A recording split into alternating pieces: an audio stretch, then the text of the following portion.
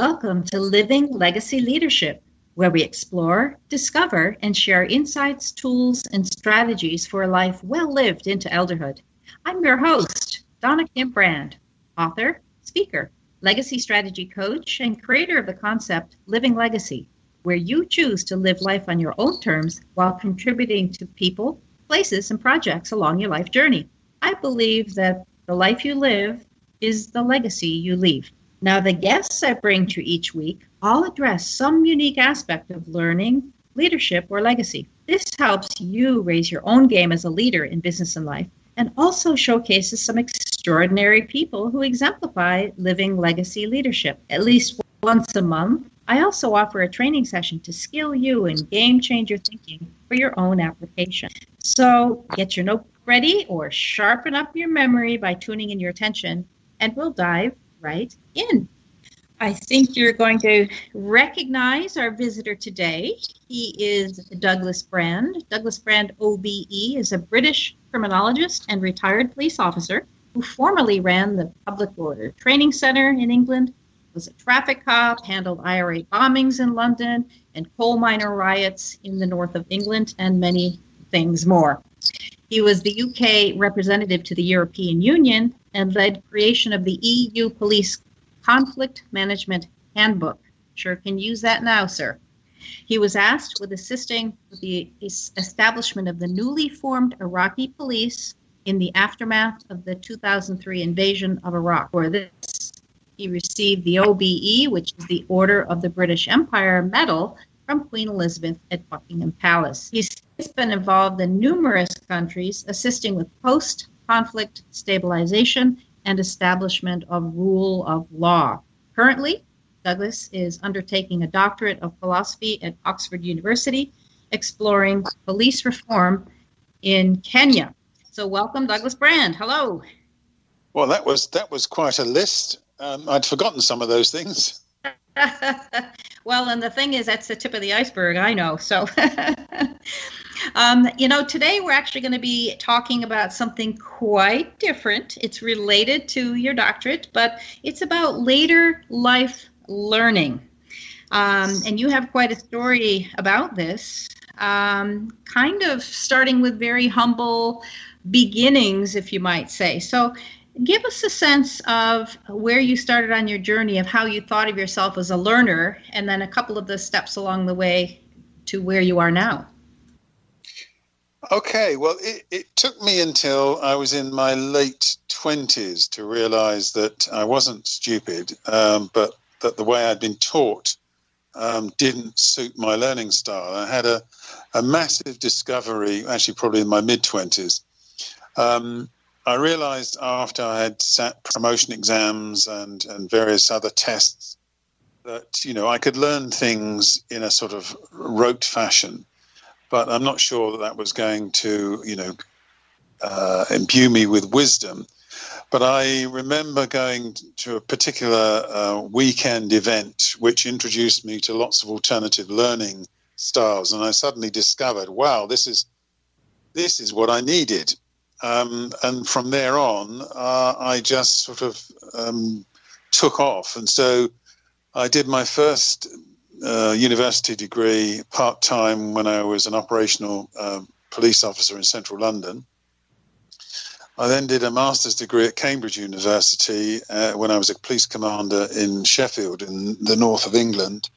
And as you just mentioned, I'm now doing a doctorate at Oxford University, trying to draw together the experiences of many years of professional work and apply a sort of an academic discipline to it for my own purposes more than anything else, to try and get my thoughts organized and put them into some cogent order that might be able to help people in the future. So in the litany, you mentioned that really a pivotal point was some event you went to that shifted this very key concept that how you were being taught wasn't how you learned. And I think particularly in our modern day where, education is in turmoil anyway, but because of the pandemic, we've been thrown into new ways and new people having to teach and learn. I think if you would share with us a couple of the insights from that pivotal time, it might be helpful for other people now. Would you be game for that? Sure, absolutely. I mean, I can remember the event as if it was yesterday, but it must be nearly 30 years ago now. It was an organization called the Society for Effective Affective Learning. And basically, it was a gathering of all sorts of people who had a variety of different aspects on how people learn. And that was ranging from a friend of yours and I, who sadly passed away recently, Tony Buzan, who was the inventor of mind mapping, a way of using colors and images from a central point to be able to capture information and develop themes and develop creativity, which just completely bowled me over, because I had to realize that I was quite a visual, and still am, quite a visual and auditory person. And another lady I remember being fascinated by was a lady called Barbara Meister-Vitelli, who started off her presentation by saying, "I'm educationally subnormal. Here's the letter that proves it," which was from her former headmaster. But she then said, after my first degree and when I finished my master's and I was approaching a doctorate, that one of them must be wrong.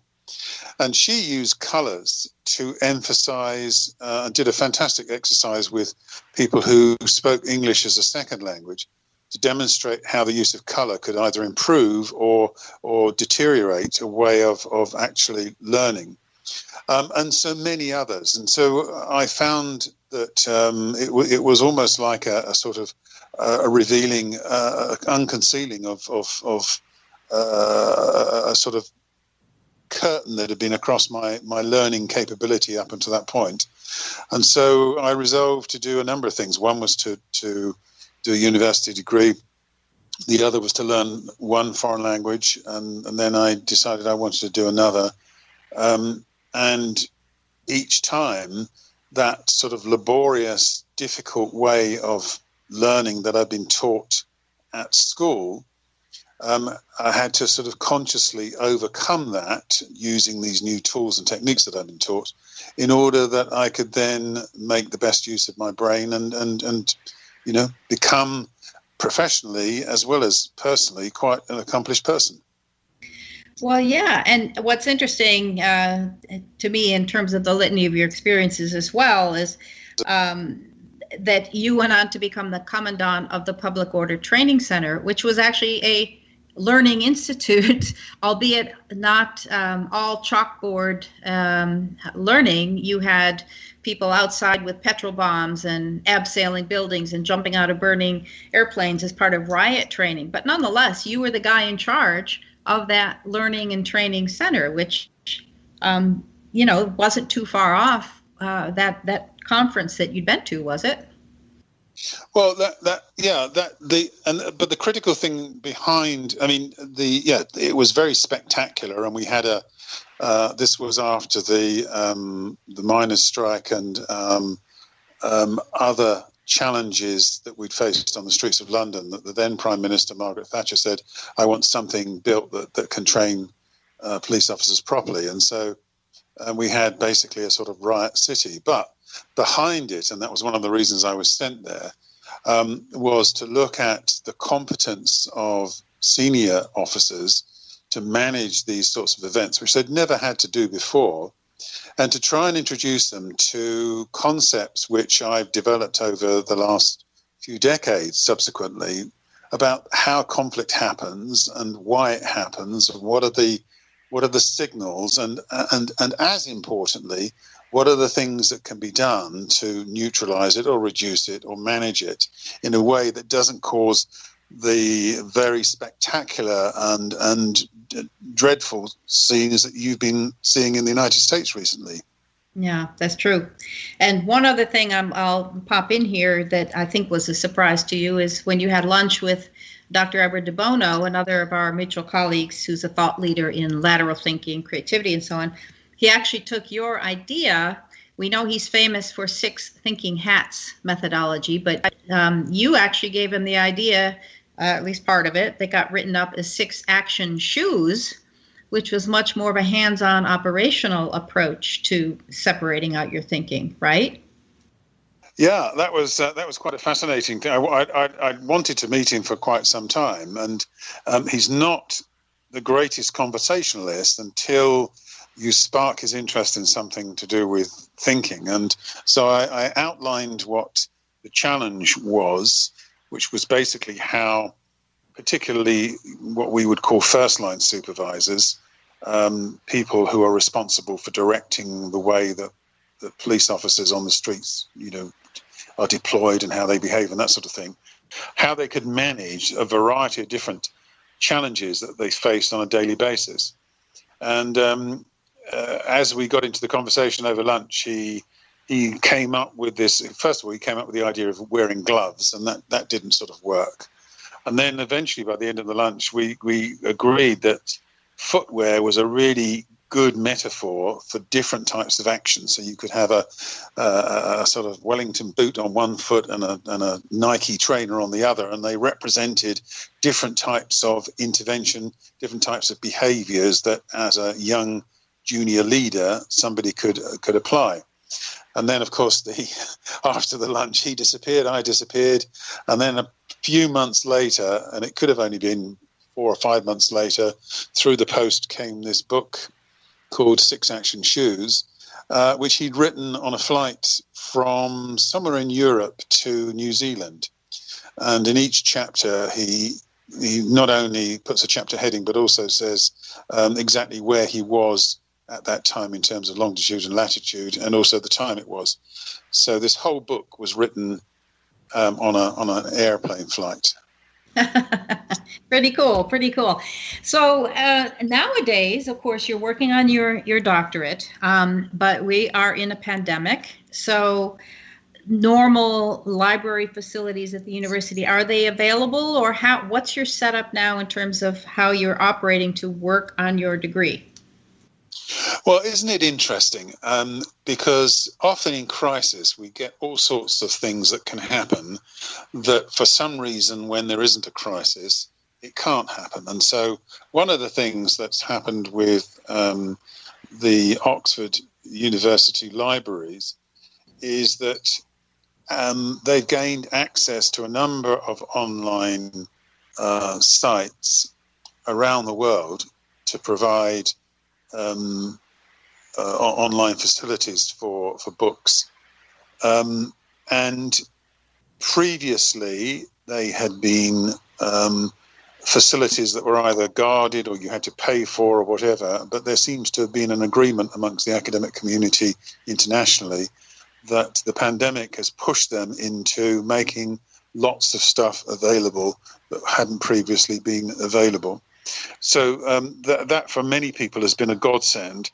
I'm very fortunate that a lot of the research material that I needed, original research, I've already done that. So I've been into the dusty parts of the university libraries and found original documents and things of that nature.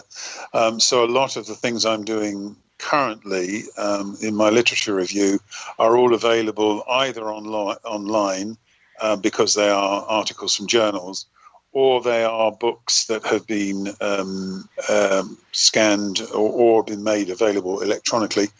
Or occasionally I rely on good old Amazon, find a book that I need, find a secondhand copy, send off for it, and it usually arrives within 3 or 4 days.